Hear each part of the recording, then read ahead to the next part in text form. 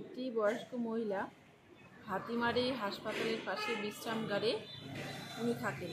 উনি কিছু বলতে পারছেন না যে ওনার বাড়ি কোথায়, এই সম্পর্কে কিছু বলতে পারছেন না।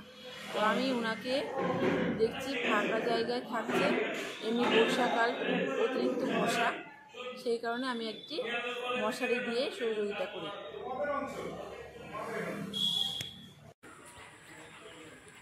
বাড়ি কোথায় বলতে পারছি না, মনে পড়ছে না। আপনার নাম কি?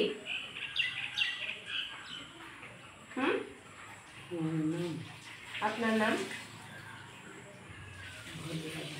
ভদ্রা দাস। আপনার ছেলে মেয়ে নেই? ছেলে মেয়ে কেউ নেই? আমি তোমাদের ভাবছি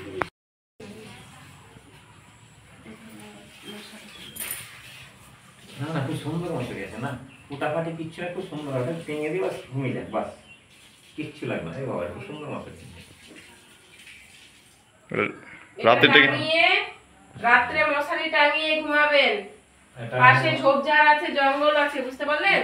খুব ব্যাপক না, ভালো মশারি। কিন্তু আপনার দিয়ে যাই, ফিটা চাই, দড়ি দড়ি দড়ি ব্যবস্থা করে দেবো আমি।